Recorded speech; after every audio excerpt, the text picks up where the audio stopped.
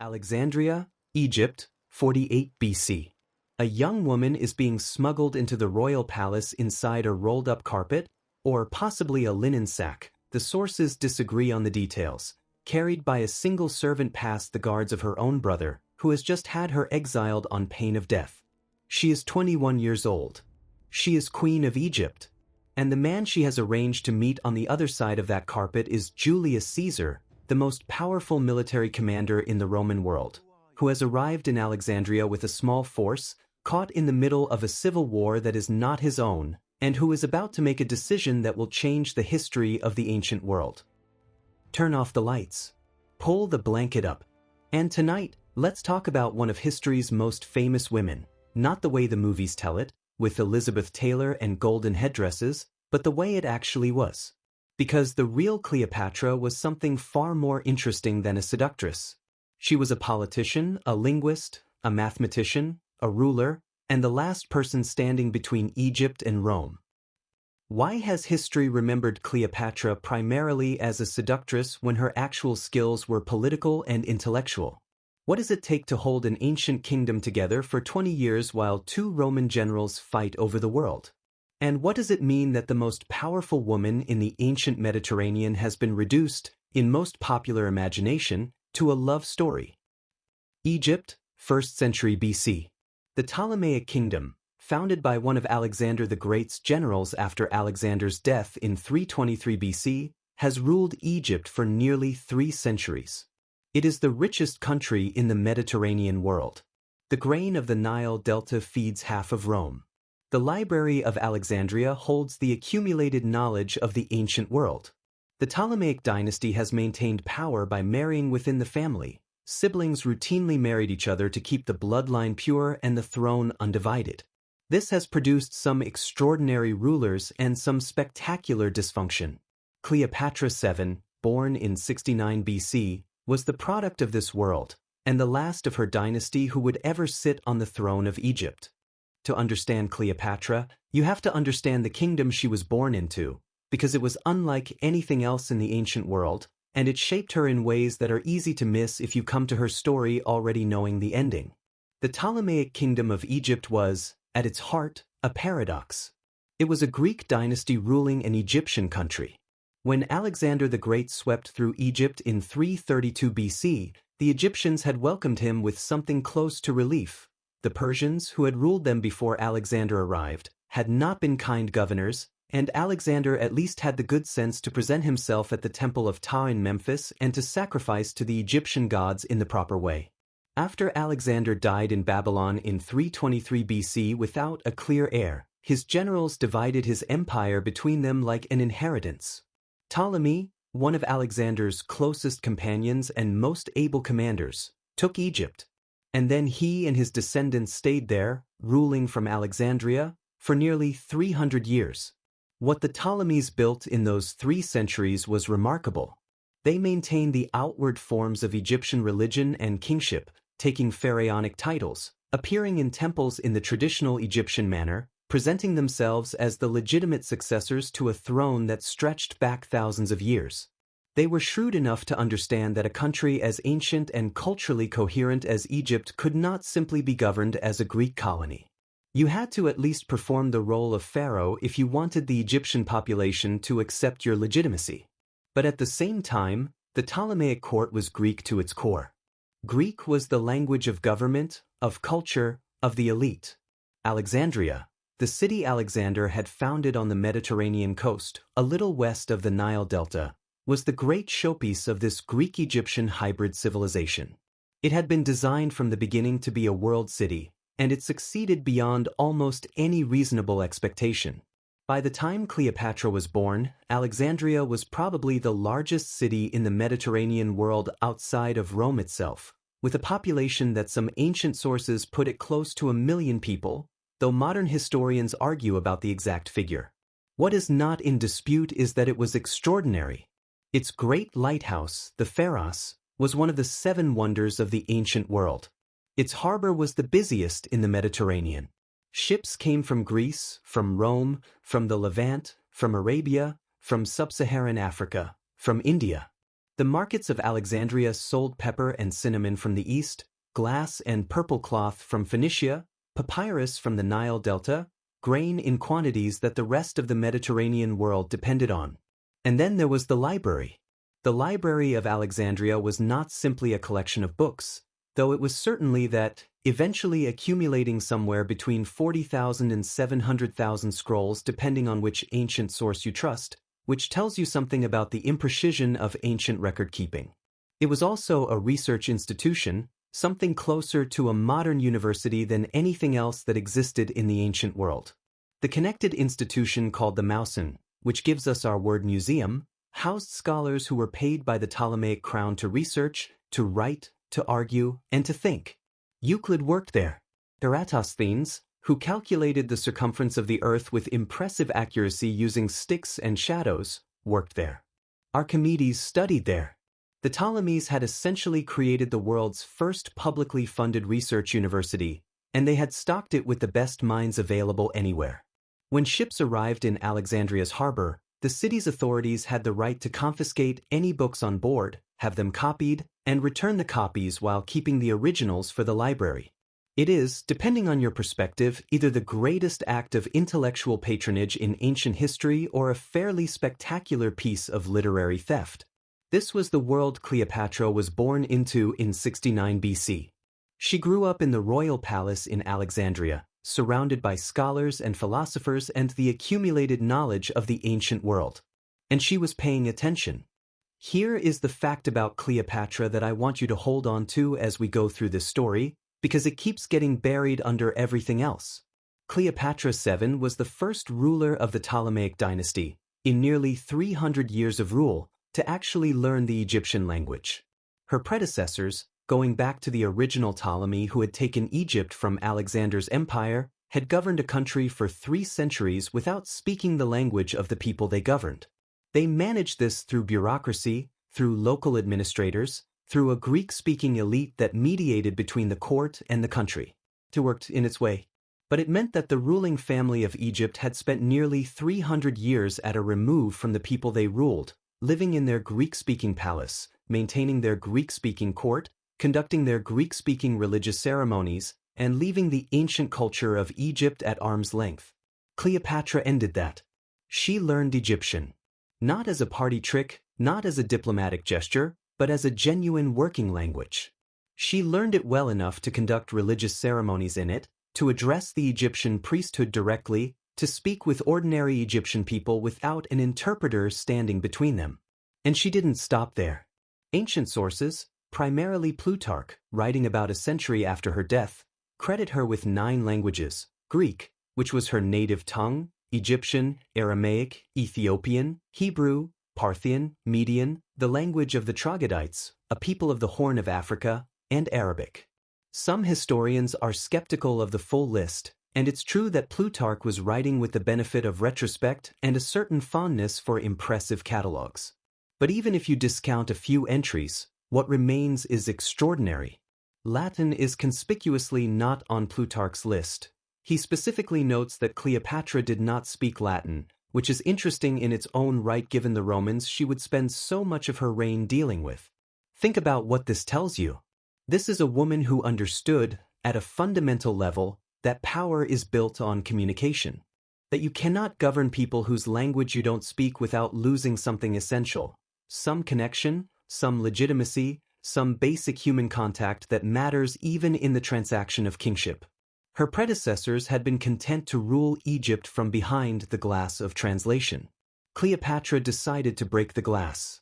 She put in the work, and learning 9 languages is a staggering amount of work, regardless of how much natural aptitude you have, because she understood that the work mattered, that it would make her a better ruler, that it would make her a more legitimate one.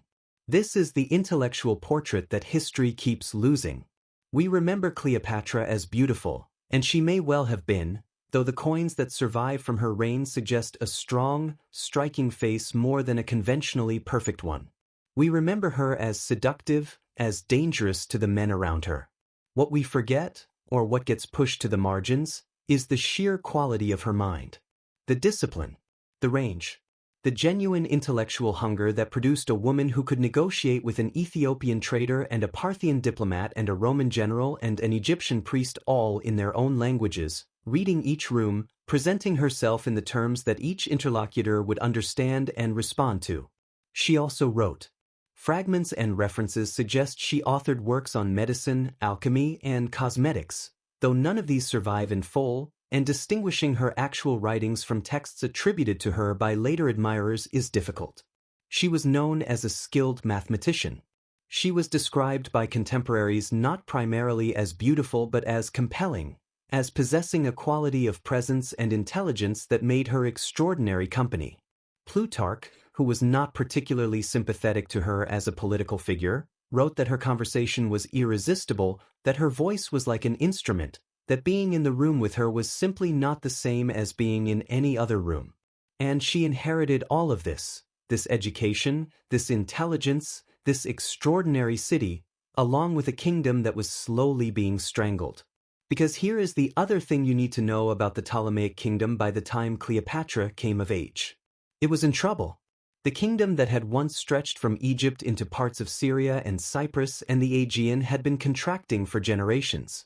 Rome, still, at this point in the 1st century BC, nominally a republic, though one that was tearing itself apart, had been growing more powerful and more acquisitive for decades. The Ptolemies had responded to Rome's growing power the way weak states often respond to powerful neighbors, through a combination of diplomacy, bribery, and careful accommodation. Cleopatra's father, Ptolemy XII, nicknamed Auletes, the flute player, which tells you something about how seriously his contemporaries took him, had spent years and enormous amounts of Egyptian money cultivating Roman support for his claim to the throne. He had borrowed heavily from Roman bankers to pay for the political connections he needed in Rome. When his own people threw him out of Egypt for being too deferential to Rome, he went to Rome, borrowed more money, and eventually came back with Roman soldiers to retake his kingdom. He died in 51 BC, leaving his kingdom deeply in debt to Rome and his daughter Cleopatra on the throne. The Egypt that Cleopatra inherited was still, on paper, fabulously wealthy. The Nile Valley was perhaps the most productive agricultural land in the ancient world. The grain that flowed out of Egypt's ports fed Roman citizens and armies alike. But the kingdom was politically compromised, financially strained, and increasingly dependent on Rome's goodwill for its continued independence. Cleopatra understood this with perfect clarity. She had grown up watching her father navigate it, and she had her own ideas about how to manage it better. She was 18 years old when she became Queen of Egypt, and she was already a more formidable political mind than almost anyone she would ever face across a negotiating table. If you're finding this interesting, and we haven't even got to Caesar yet, consider subscribing so you don't miss what comes next. New sleep history stories every Thursday and Sunday on the Still Hour. Drop a comment and tell me where you're listening from tonight. I read every single one. Back to Alexandria. Because Cleopatra has a carpet, a servant, and a plan, and she is about to execute it. Cleopatra came to the throne in 51 BC under the terms of her father's will, which named her co-ruler alongside her younger brother Ptolemy XIII. He was about 10 years old at the time. She was 18. On paper, they ruled together, joint monarchs, as Ptolemaic tradition demanded, their names appearing together on official documents. In practice, what her father had left Cleopatra was not a partnership but a trap. The standard Ptolemaic arrangement of joint sibling rule had always been a fiction of equality that masked a contest for actual power. In the case of Cleopatra and Ptolemy XIII, the contest began almost immediately, and it was not between the two siblings. It was between Cleopatra and the men around her brother, the advisors, the ministers, the court officials who had decided, for reasons that were entirely about their own power rather than any genuine principle of governance, that a young woman who spoke 9 languages and had a very clear idea of her own authority was considerably more difficult to manage than a 10-year-old boy who didn't yet know what he didn't know. The 3 men who effectively controlled Ptolemy XIII's faction were Pothinus, the chief minister and royal eunuch, Achillas, the commander of the Egyptian army, and Theodotus, the young king's rhetoric tutor. They were, by any measure, a capable and dangerous combination. Pothinus managed the money and the bureaucracy, Achilles controlled the military, and Theodotus controlled what the boy king thought and said and believed. Together, they ran the kingdom in Ptolemy Xii's name, and Cleopatra was an obstacle. In the early years of her reign, Cleopatra did what she could. She traveled through Egypt, presenting herself at temples in the traditional pharaonic manner, conducting ceremonies, speaking to the Egyptian priesthood in their own language. She was building a base of legitimacy that her opponents, Greek-speaking courtiers that they were, couldn't easily touch, because they didn't speak to the Egyptian people the way she could. She managed the country's complex economy. She negotiated with Rome. She was, by any reasonable measure, doing the job of ruling Egypt with considerably more competence than the faction that was trying to undermine her. But Pothinus and Achilles and Theodotus had the army. And in the ancient world, whoever has the army eventually wins the argument about who is actually in charge. By 48 BC, matters had reached a conclusion. Cleopatra was forced out. The sources are not entirely clear on exactly how the break happened, whether there was a formal decree, a military confrontation, a political coup in the palace, but the result was unambiguous. Cleopatra fled Egypt with a small retinue and made her way to the eastern frontier, to the region of Syria and the Sinai, where she began doing the only thing that made sense given her situation. She started building an army. Let's pause here for a moment and think about what that actually means. Cleopatra was 20 years old. She had been stripped of everything: her throne, her palace, her kingdom, the life she had been raised to lead since childhood. She was in a foreign country, dependent on local allies whose loyalty was rooted in self-interest and could evaporate at any moment. She had no Roman backing. Rome was, at this exact moment in 48 BC, consumed by its own catastrophic civil war between Julius Caesar and Pompey, and had very little attention to spare for the internal politics of a client kingdom on its eastern flank. She had her own intelligence, her own force of will, her own understanding of what was at stake, and whatever money and connections she had managed to bring out of Egypt with her. And she recruited an army. She raised troops from the local population, mercenaries, levies, whoever she could persuade or pay. She positioned them at the eastern approaches to Egypt, at Pelusium, on the border, preparing to fight her way back to her own throne. This is not a woman in despair. This is a woman who has assessed a situation clearly, identified the one path back, and started walking it. She was not despairing about what had been taken from her. She was planning how to take it back. The arrival of Julius Caesar in Alexandria in the summer of 48 BC was not something Cleopatra had engineered. She could not have arranged for the world's most powerful military commander to sail into the harbor of her capital city at precisely the moment when she needed military backing. But she was, in the most fundamental way, ready for it. She had been watching Roman politics her entire life. She understood, better than almost anyone in Egypt, who Caesar was, what he needed, and what he could offer her. When she heard that Caesar had arrived in Alexandria, accompanied by a few thousand soldiers, owed money by the Egyptian crown, and faced with the embarrassing news that his enemy Pompey had already been murdered on a beach, she made her decision. She was going to get into that palace. She was going to get into that room. And she was going to make her case in person. The carpet, or the linen sack, if you prefer the alternative source, was not a stunt.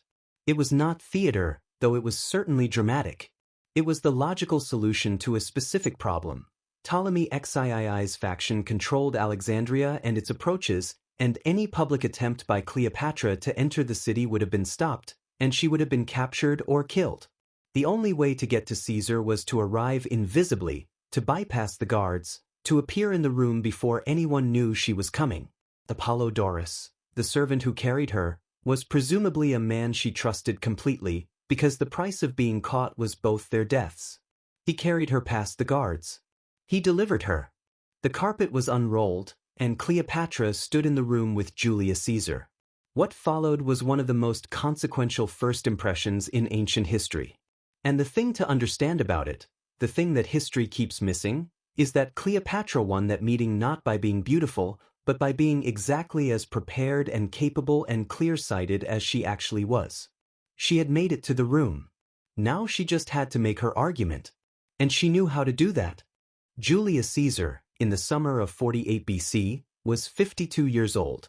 He had just crossed the Rubicon, that famous, legally freighted little river in northern Italy, 18 months earlier, triggering the civil war that had torn the Roman world apart. He had defeated Pompey's forces at the Battle of Pharsalus in Greece. He had chased Pompey to Egypt, expecting to finish the war, and had instead arrived to find that the Egyptian court had already done his work for him. Pompey had been murdered on a small boat as he tried to come ashore, stabbed by a former soldier he had once commanded, in what Ptolemy-Xii's advisors had calculated would be a gift that would put Rome in their debt. It was a catastrophic miscalculation. Caesar, when he received Pompey's severed head as a kind of diplomatic offering, was said to have wept. Whatever his private feelings about his former son-in-law and rival, Pompey had been a Roman of the highest standing, and to see him murdered by Egyptians on an Egyptian beach was not a gift. It was an insult to Roman dignity, and Caesar was not in the habit of letting insults pass. He landed in Alexandria with approximately 4,000 soldiers, a formidable force in most contexts, but modest for a city of nearly 1 million people that was already in the middle of its own civil conflict. He moved into the royal palace, which as a practical matter was the only secure location available to him, and he began sorting through the situation with the methodical competence that had made him the most effective military commander of his generation. He was owed money by the Egyptian crown. Ptolemy XII had borrowed heavily from Roman sources, and that debt had not been repaid. He needed that resolved. He was also, more broadly, committed to the idea that Rome should not have to deal with an unstable Egypt on its southern flank while Rome itself was still working through its own internal crisis. A stable, friendly Egypt was worth considerably more to Rome than a chaotic one, regardless of who was nominally in charge of it. Pothinus and Ptolemy-Xii's faction were, of course, already in the palace when Caesar arrived. They had the home advantage. They had the army, commanded by Achilles. They had the child king, who could be presented to Caesar as the legitimate ruler. They had the bureaucracy. What they did not have, and what they could not allow Caesar to have, was Cleopatra. Because Cleopatra was the one person in this situation who was both a legitimate claimant to the Egyptian throne and someone intelligent enough to make a genuinely compelling case for herself. And then the carpet arrived, and the situation changed. What exactly happened in that first meeting between Cleopatra and Caesar is not recorded in anything like reliable detail. The ancient sources are scattered, partial, and written well after the events they describe. What we know is the outcome. Caesar decided, very quickly, to support Cleopatra's claim to the throne. He summoned Ptolemy XIII and declared that the two of them would rule jointly, as their fathers had originally specified. This was, on its face, a legal ruling backed by Rome's authority. In practice, it was Caesar taking Cleopatra's side, because Cleopatra had convinced him that this was the correct and advantageous thing to do. She convinced him. In one meeting, or perhaps a handful of meetings over a short period, she convinced the most powerful and skeptical military mind in the ancient world that her cause was just and Rome's interest lay in supporting it. Think about what that required. Caesar was not a man easily charmed into bad decisions. He had spent 30 years in Roman politics and 20 years in Roman military campaigns. He was exceptionally good at reading people and situations. He was not susceptible to simple flattery. For Cleopatra to win him over that quickly, she had to have been genuinely impressive, her political analysis sharp, her case well argued, her understanding of what Caesar needed from Egypt clear and articulately expressed. The relationship between Cleopatra and Caesar became personal as well as political. Cleopatra's son Caesarion, born in 47 BC, was widely understood to be Caesar's child, though Caesar never formally acknowledged him. It is at this point that the popular story tends to take over and reduce everything to romance. Cleopatra seduced Caesar. Caesar was besotted. All of this was really just about a powerful older man and a beautiful younger woman, and the politics were a sideshow to the passion.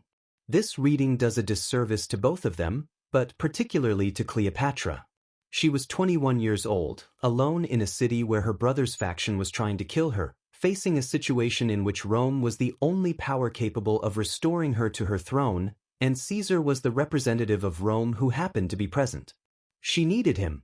She pursued that need with every tool available to her: her intelligence, her preparation, her linguistic ability, her political clarity, the force of her personality, and yes, whatever personal chemistry existed between them. This is not seduction in the diminishing sense that history has usually applied to Cleopatra.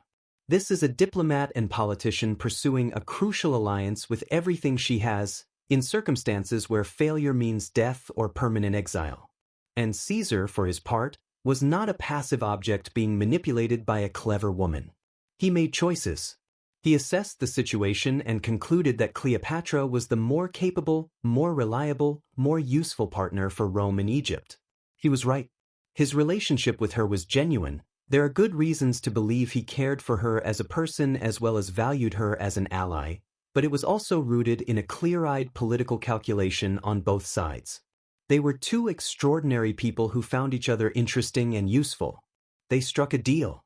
The deal happened to involve them also, apparently, finding each other compelling on a human level.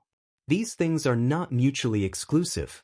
For Cleopatra, the alliance with Caesar was about one thing above all: getting her kingdom back. She had not crossed a desert and smuggled herself into a palace in a piece of bedding in order to fall in love. She had done it because she had identified the one leverage point available to her, and she had used it with perfect precision. She was Egypt's queen. Caesar had the power to restore her to that role. She made the case that he should. He agreed. The war that followed would test whether the agreement could actually hold. Pothinus and the faction around Ptolemy XIII were not going to accept Caesar's ruling quietly. They had too much invested in the alternative outcome. In a world where Ptolemy XIII ruled alone, guided by his advisors, without his formidable elder sister on the throne beside him to complicate their authority, Pothinus stayed in Alexandria, outwardly compliant, while sending secret messages to Achilles and the Egyptian army. Achilles, commanding a force of roughly 20,000 soldiers, began marching toward Alexandria. Caesar's position was, to put it plainly, not good. He had perhaps 4,000 legionaries. Alexandria was a city of nearly 1 million people, not naturally disposed to welcome Roman military occupation. The approaching Egyptian army was 5 times the size of his force.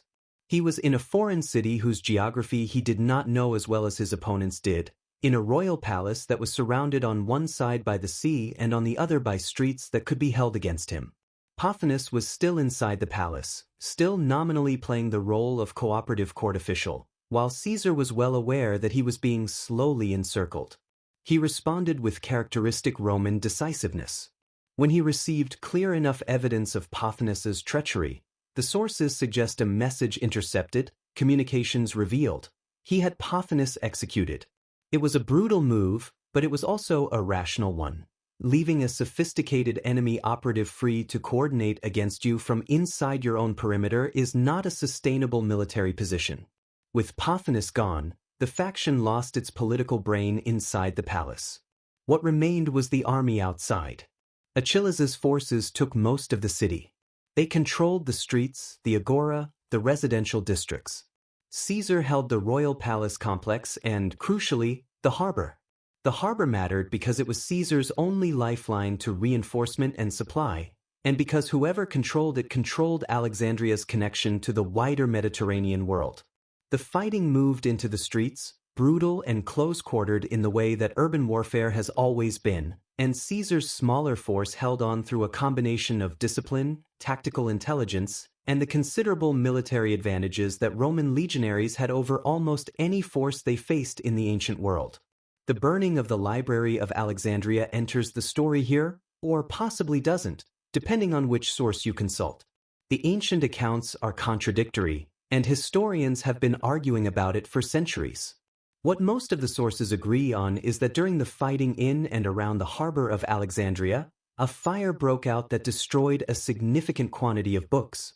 Some sources say Caesar ordered ships burned to prevent them falling into enemy hands, and the fire spread to warehouses near the harbor where scrolls were being stored, possibly books waiting to be transported, rather than the library's main collection itself.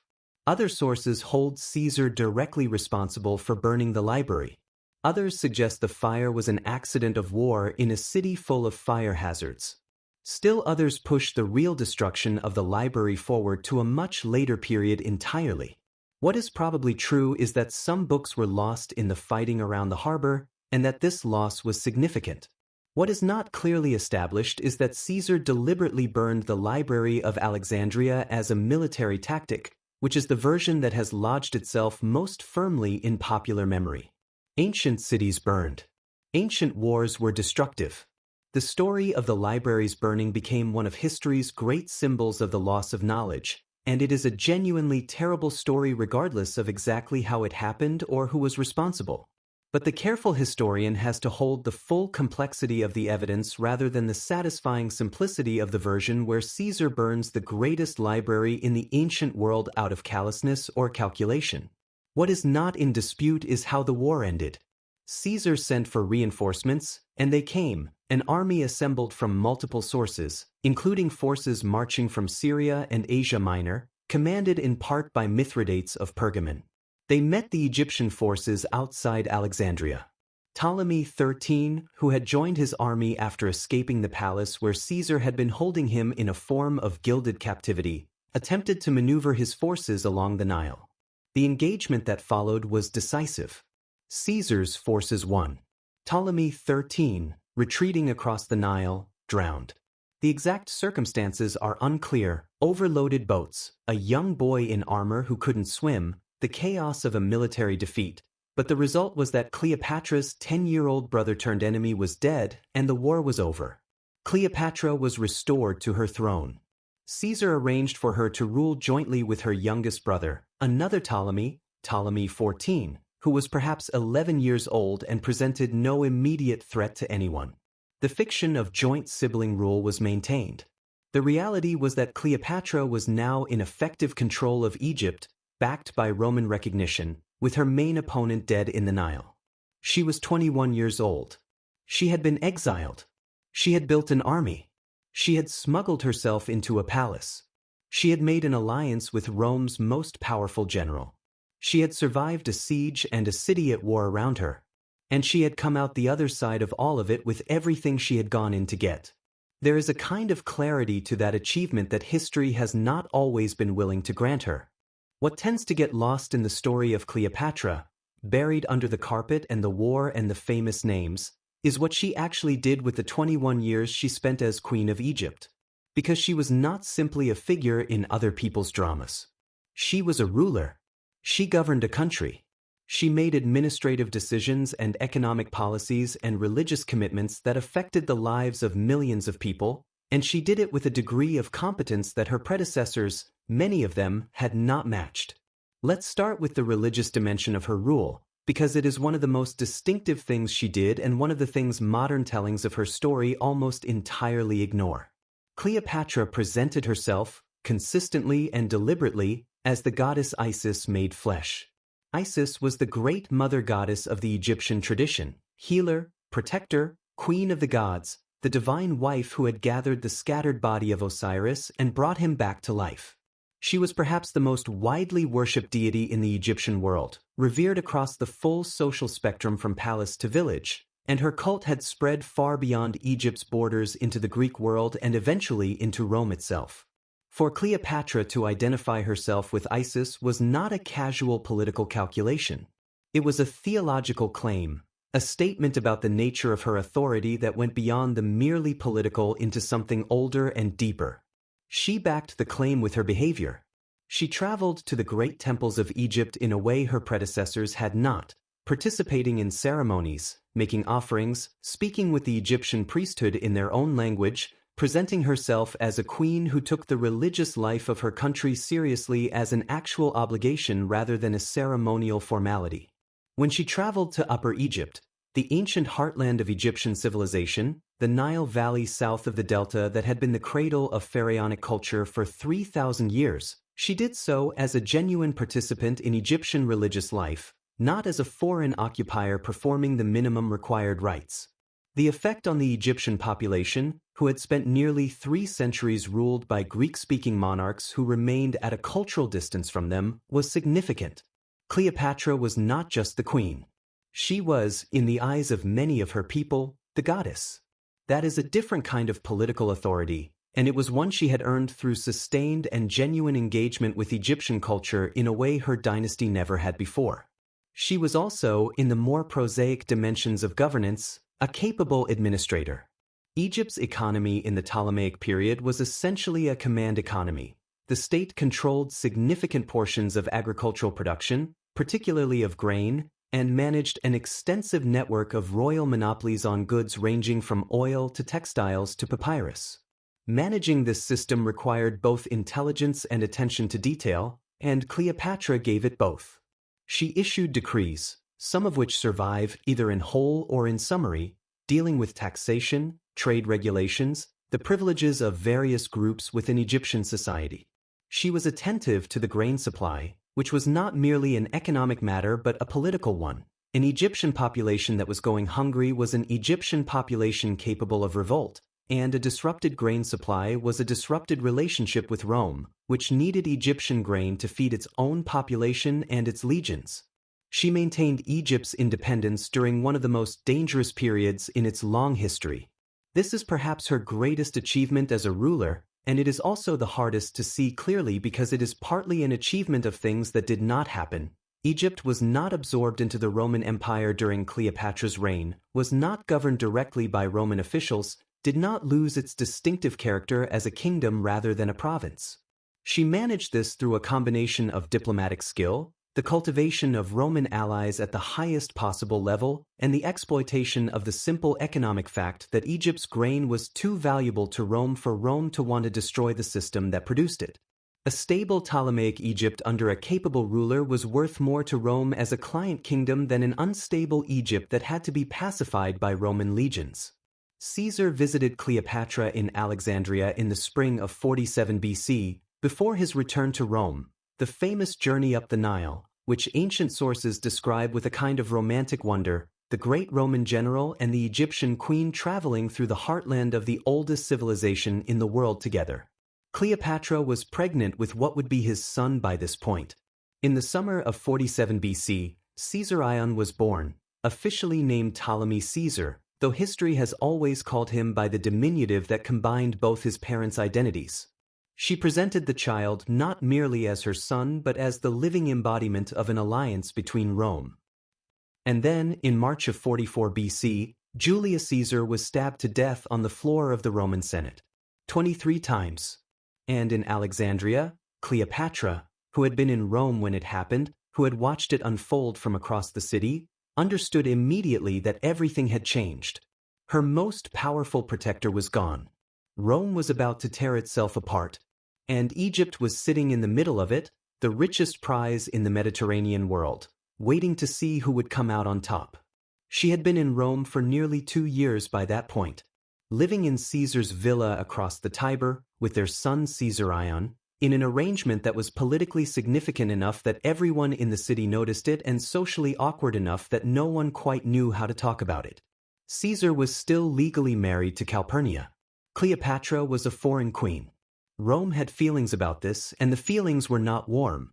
Cicero, who met her during this period, found her insufferably arrogant, which, coming from Cicero, is almost a compliment. She was there as Egypt's ruler, not as Caesar's companion, and she conducted herself accordingly. Rome disliked her for it. She did not adjust her behavior to make them more comfortable. And then the Ides of March arrived, and everything she had built in Rome, every diplomatic relationship, every careful positioning, every arrangement that kept Egypt secure under Caesar's protection, collapsed in a single afternoon. She went home. The journey back to Alexandria must have been one of the more unsettling sea voyages in the ancient world. Cleopatra was 35 years old. No, wait. She was 25. 25 years old, a mother, a queen, and suddenly the most powerful man she had ever known was dead, and the world he had ordered was dissolving. She would have known, even before she boarded the ship, that Rome was going to tear itself apart. She had spent 2 years watching Roman politics up close. She understood what Caesar's death meant in a way that many Romans probably hadn't processed yet.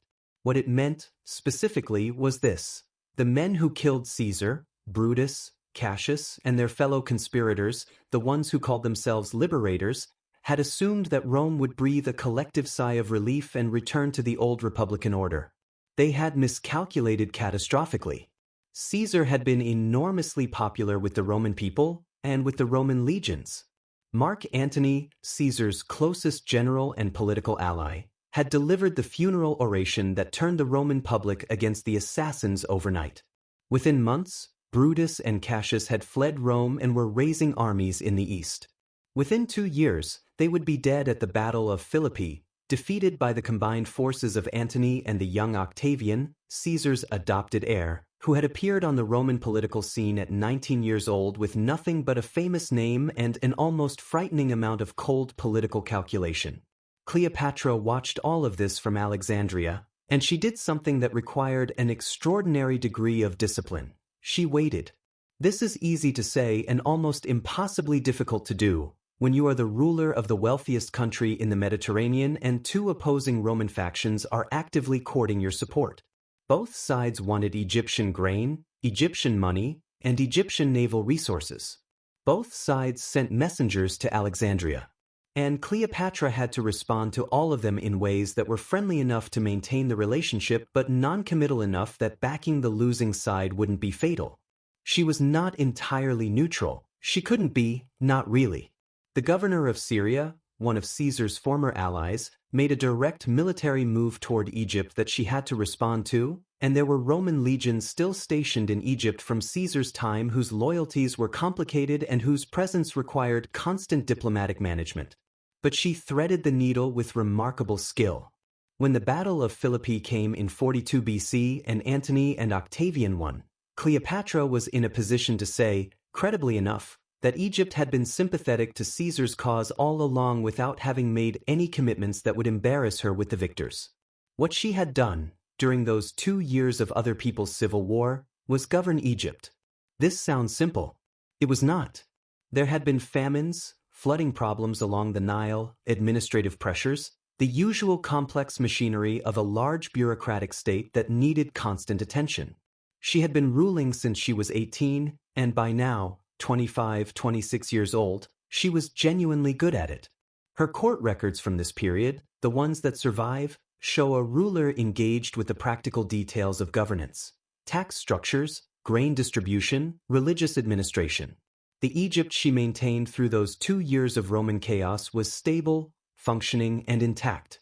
That was not an accident. That was Cleopatra. And when Antony's summons came, when the victor of Philippi, now the dominant Roman power in the eastern Mediterranean, called for the Queen of Egypt to come and explain herself, she was ready.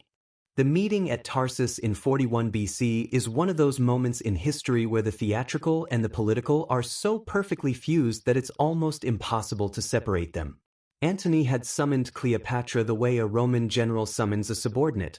Come to me, explain your conduct, demonstrate your loyalty.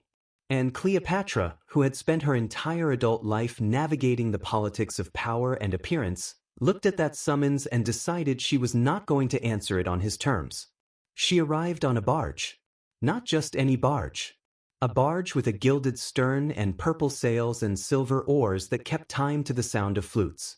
She was reclining under a canopy of cloth of gold, dressed as Aphrodite, the goddess of love, yes, but also a deity with serious political weight in the eastern Mediterranean, a figure that the Egyptians mapped onto Isis and the people of the region understood as divine sovereignty made flesh. Her attendants were dressed as sea nymphs. The air around the barge was thick with perfume.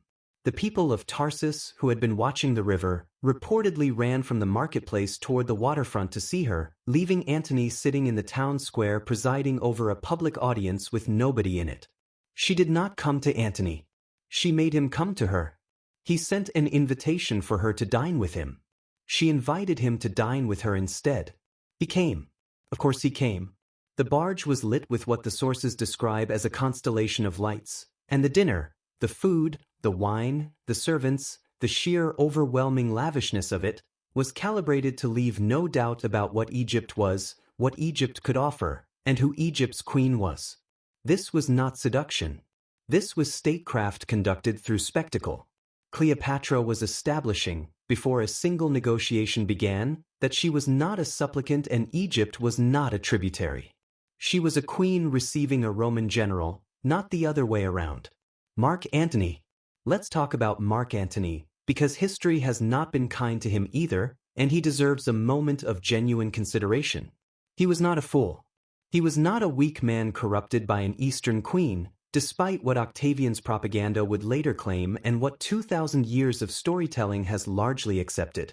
He was a brilliant military commander, probably the finest tactical soldier of his generation, certainly more naturally gifted in the field than either Caesar or Octavian. He was charismatic, politically astute in many respects, deeply loyal to the people he considered his, and genuinely effective at the complex work of managing the eastern provinces of the Roman world. He had grown up in the Roman tradition, which meant he had certain assumptions about power and masculinity and the proper relationship between Rome and the rest of the world, and some of those assumptions were going to cause him serious problems. But the man who arrived at Tarsus to summon the Queen of Egypt was not the dissolute, lovesick figure of legend. He was the most powerful Roman in the eastern Mediterranean at the height of his powers. And he and Cleopatra, over the course of the next decade, built something genuinely remarkable.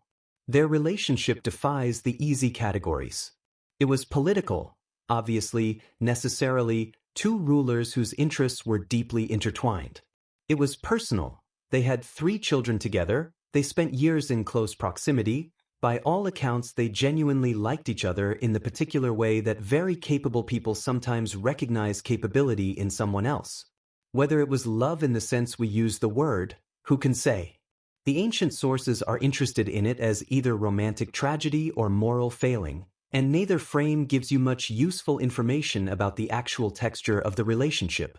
What we can say is this: Cleopatra governed Egypt alongside Antony's Eastern Empire for over a decade, and she was not a passive partner. The so-called donations of Alexandria in 34 BC, in which Antony publicly recognized Caesar.Ion as Caesar's legitimate son and heir, and distributed various eastern territories to Cleopatra and her children by Antony, was a massive political act, controversial in Rome, thrilling to Cleopatra's subjects in Egypt, and clearly the result of a sustained political negotiation between two rulers who both understood exactly what they were doing and what it would cost them. Antony was never entirely comfortable in Alexandria, not in the way that people who romanticize him tend to imagine. He spent long stretches away on military campaigns. The disastrous Parthian campaign of 36 BC, in which he lost tens of thousands of soldiers in the Armenian highlands, was one of the great strategic failures of his career, and it damaged him politically in Rome in ways he never fully recovered from.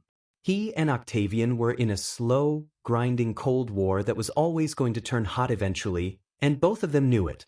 His marriage to Octavian's sister Octavia, a political alliance made after Philippi, which he had more or less abandoned in favor of his life with Cleopatra, was a running wound in the relationship with Octavian, a source of grievance that Octavian used expertly.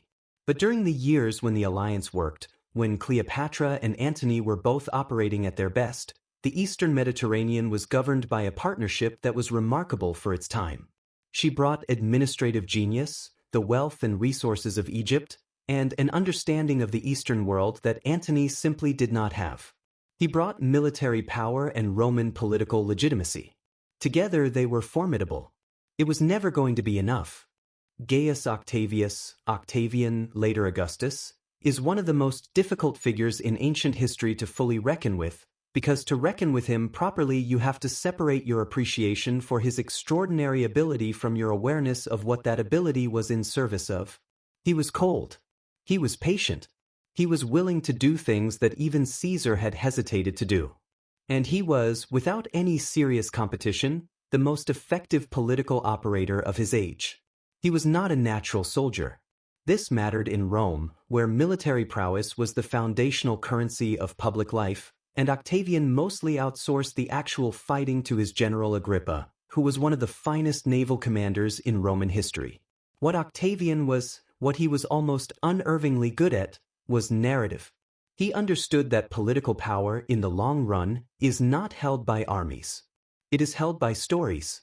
And he was already, in the 30s BC, writing the story of Rome that would outlast him by centuries. The story he was writing had a hero and a villain. The hero was a Roman general, pure and disciplined and faithful to the old republican virtues, protecting Rome from foreign corruption. The villain was that same Roman general, unmanned by an Eastern queen, abandoning his wife, his children, his country, and his honor for the sake of a decadent Oriental temptress who wanted nothing less than to rule Rome herself. The hero and the villain were both Antony, depending on which version of the story you were in. And the Eastern queen, of course, was Cleopatra. The propaganda campaign Octavian ran against Antony and Cleopatra in the years leading up to Actium was a masterpiece of political manipulation. He read Antony's will in public, a thing that was legally and socially outrageous, reading a living man's private will before the Senate, because it contained provisions for his children by Cleopatra and a request to be buried in Alexandria, which Octavian presented as proof that Antony intended to move the capital of Rome to Egypt and hand power to a foreign queen. Whether any of this was accurate is almost beside the point. What mattered was that it worked. Roman public opinion, which had been ambivalent about the conflict with Antony, began to shift. Octavian declared war not on Antony, a Roman citizen, a general, a man with his own supporters in Rome, which would have been a civil war and thus politically complicated, but on Cleopatra, on Egypt, on the foreign queen and her corrupting influence. This was genius. It reframed the entire conflict as a war of Roman values against Eastern decadence, and it meant that Antony's supporters in Rome had to choose between their loyalty to their general and their Roman identity. Many of them chose Rome. Cleopatra understood what was happening. She had to. She was one of the most politically intelligent people in the Mediterranean world, and the narrative being constructed against her was not subtle. She was fighting not just a military adversary but a story, and the story, as Octavian was telling it, had the particular unfairness of using her real characteristics against her. She was Egyptian. She was powerful. She was a woman who had refused to subordinate herself to Roman men. These were not failings. But in Octavian's framing, they became the evidence for every accusation he was making. She had options such as they were. She could attempt to negotiate with Octavian separately, which she tried. There are hints in the sources that she made overtures to him, perhaps even offered to abandon Antony if Octavian would guarantee Egypt's independence and her children's safety. Octavian was not interested in terms she could accept. He wanted Egypt. He wanted Cleopatra in his triumph. And he wanted there to be no rival claimant to the Roman world when he was done. The collision course had been set for years. Actium was where it ended. September 2nd, 31 BC. The waters off the promontory of Actium on the northwestern coast of Greece. Two fleets, facing each other across a warm late summer sea. Antony and Cleopatra's combined forces had been camped at Actium for months, and the months had not been kind to them. Disease had moved through the camp, malaria, probably, in the hot marshland air, and had killed thousands of sailors and soldiers before a single engagement was fought. Desertions had begun. Several of Antony's senior commanders had gone over to Octavian, taking their knowledge of the fleet's disposition and their soldiers with them. The strategic situation, which had looked manageable at the beginning of summer, had deteriorated steadily. Antony had wanted to fight a land battle. His strength was always on land, always in the movement of legions, and he had the forces for it, or had had them, before the desertions began. Cleopatra, by most accounts, had pushed for a naval engagement and then a withdrawal to Egypt to regroup. Whether this was strategic wisdom or an early sign of what she already knew, that the battle was likely lost and Egypt needed to be protected, is one of the questions historians have been arguing over for 2,000 years. The battle itself was chaotic and contested, as large naval battles in antiquity always were. Octavian's fleet was commanded by Agrippa, who was a better admiral than anyone on Antony's side, and who had positioned his ships with characteristic skill. The fighting was fierce in places. And then, in the early afternoon, Cleopatra's squadron, 60 ships, the Egyptian contingent, broke through the line and turned south, heading for Egypt. Why she withdrew, historians genuinely do not agree on. The ancient sources, most of which were written by people sympathetic to Octavian's version of events, say she panicked and fled, and that Antony, besotted and unmanned, abandoned his own men to follow her. Modern historians have proposed alternatives. that the withdrawal was a prearranged tactical plan, that Cleopatra's ships were preserving the Egyptian fleet and the treasury aboard it for a strategic retreat, that what looked like flight was actually the rational recognition that the battle was already lost and the priority was to get Egypt's resources back to Egypt before Octavian could seize them. We don't know. We may never know. What we know is that Antony followed her, and that the battle, which had not yet been definitively lost, became a rout when his flagship abandoned the field.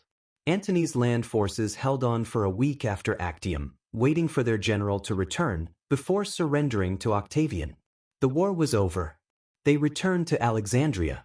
The sources describe the aftermath with a kind of grim pathos. Antony withdrawing into himself, Cleopatra continuing to manage affairs with whatever options remained, both of them sending messages to Octavian and receiving discouraging replies. Octavian marched on Egypt in the summer of 30 BC. Antony's remaining forces, what was left of them, deserted to Octavian almost as soon as they made contact. Whether this was treachery or simply the rational calculation of soldiers who could see which way things had gone, the effect was the same. Someone, and it's not clear who or whether it was deliberate or a mistake, sent Antony word that Cleopatra was dead. She had retreated to her mausoleum, the tomb she had been preparing for herself, and had sent word to Antony that she had died there. She hadn't. Whether this was part of a negotiating strategy, something she was communicating to Octavian about her willingness to cooperate, or a message that was garbled in transmission, or a deliberate deception whose purpose is no longer clear, we don't know. What we know is that Antony, hearing that Cleopatra was dead, fell on his sword. Roman generals who were captured in defeat could expect humiliation and likely execution. A sword was the honorable exit. But Antony did not die immediately. The wound was mortal but slow, and he survived long enough to be brought to Cleopatra's mausoleum, where she had barricaded herself. She would not open the doors, for fear of Octavian's soldiers, presumably, so he was hoisted up to her window. He died in her arms. She was captured. Octavian came to see her, and by the accounts we have, it was a tense, extraordinary meeting. The young man who had just won the ancient world, and the queen who had governed Egypt for 21 years, looking at each other across the wreckage of everything. Octavian wanted her alive. Specifically, he wanted her for his triumph in Rome, the great procession in which a victorious Roman general displayed his conquests, and the conquered rulers walked in chains before the crowd. Cleopatra knew this. She had very probably seen Caesar's triumph in Rome when he had paraded Arsinoe, her own sister, through the streets. She knew exactly what it meant. She knew what was waiting for her in Rome. She died on August 12, 30 BC. The ASP story, a cobra or Egyptian ASP concealed in a basket of figs, is the most famous version, and it may be true. The cobra was sacred to the goddess Isis, with whom Cleopatra had identified herself throughout her reign. Dying by the cobra's bite was, symbolically, to return to Isis, to die as a goddess dies. It is the kind of death that Cleopatra, who had made theatrical entrances and deliberate symbols and carefully orchestrated images into a governing tool, would have chosen. Some ancient sources suggest she used a hidden pin or a box of ointment with a concealed needle. Modern toxicologists have pointed out that an ASP bite is actually quite slow and painful and would not produce the tranquil death the sources describe. None of this has been settled. None of it may ever be. What is certain is that Cleopatra's death was chosen rather than submitted to. She died before Octavian could parade her through Rome. She died on her own terms, in her own city, in the kingdom she had governed for 21 years. She was 39 years old. With her death, the Ptolemaic dynasty, 3 centuries of Greek-descended rulers governing Egypt, came to an end. Egypt became a Roman province. The last pharaoh was gone. And Octavian, who would soon rename himself Augustus and become the first Roman emperor, had won everything. Here is the thing about the Cleopatra most people know. She was largely invented. Not entirely. The broad outlines are real, the history is there. But the Cleopatra of popular imagination, the one defined almost entirely by her relationships with Caesar and Antony, the seductress who brought down the Roman world through the force of her sexuality, that Cleopatra was constructed deliberately and skillfully by Octavian's propaganda, and then refined and reinforced over 2,000 years by historians and poets and playwrights who found that version of the story more comfortable than the alternative. The alternative is this. Cleopatra VII was the most capable ruler in the 300-year history of the Ptolemaic dynasty. Her predecessors had largely governed in Greek, maintaining a studied distance from their Egyptian subjects. She learned Egyptian. She was, according to ancient sources, the first ruler of her dynasty to do so. She also spoke Ethiopian, Aramaic, Hebrew, Arabic, Parthian, and Latin, in addition to the Greek she had grown up with. 9 languages, total by the count that's most commonly given. This was not vanity and not performance. It was a governing tool. She could speak directly to her priests, her merchants, her diplomats, her soldiers, without an interpreter in the room. In a world where information was power and every intermediary was a potential distortion, that was an enormous advantage. She understood astronomy and mathematics. She was said to have written treatises on cosmetics and medicine and weights and measures, texts that were circulated in antiquity, though they are lost to us now. She was not a woman defined by her relationships with powerful men. She was a woman whose relationships with powerful men were one instrument among many in the service of a larger project, which was the survival and flourishing of Egypt. She held Egypt for 21 years. 21 years in a political environment that killed men with far more resources than she had. She navigated 2 Roman civil wars, maintained alliances with 2 successive dominant powers in the Roman world, produced an heir by the most powerful Roman of his generation, and governed a complex, ancient, enormously sophisticated civilization while all of this was happening. The seductress story doesn't just diminish her. It actively obscures her. It takes a record of extraordinary political and administrative achievement and replaces it with a story about a woman who was good in bed. The people who constructed and repeated that story had reasons for it. Octavian needed Cleopatra to be dangerous and corrupting, because that made Antony's choices explicable without requiring Rome to confront the possibility that Antony had simply made different political calculations than Octavian. The male historians of subsequent centuries found it easier to understand a woman's power in terms of sexuality than in terms of competence, because competence in a woman was conceptually threatening in ways that sexuality was not. And so the record was slowly shaped, emphasis by emphasis, retelling by retelling, until the real Cleopatra, the linguist, the administrator, the diplomat, the last pharaoh of Egypt, was buried under the Cleopatra that a particular kind of history found it convenient to remember.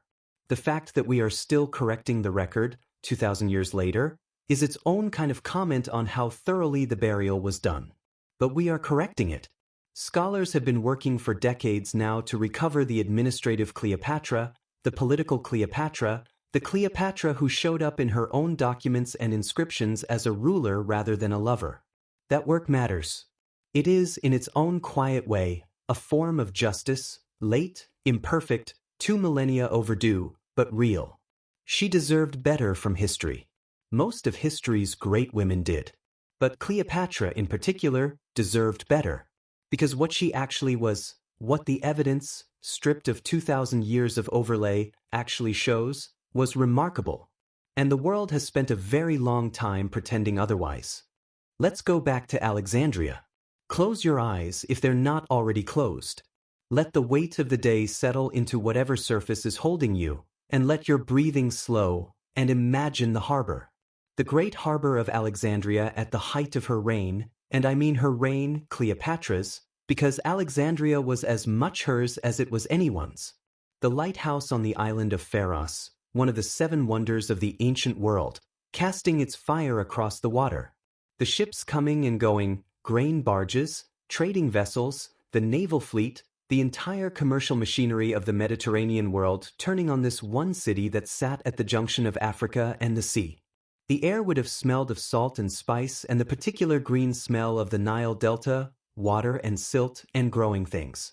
The city itself, Greek colonnades and Egyptian temples and the enormous complex of the royal palace stretching along the shore, the mouse ion where philosophers and mathematicians worked under royal patronage, the library that was still, in Cleopatra's time, the greatest repository of human knowledge in the world.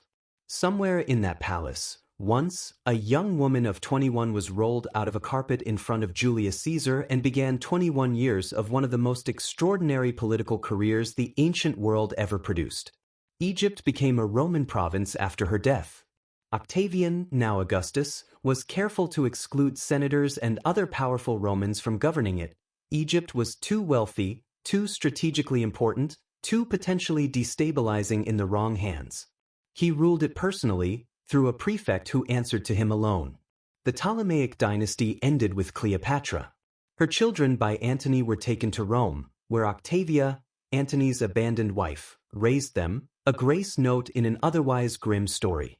Caesar.Ion, her son by Caesar, was killed on Octavian's orders. He was 17.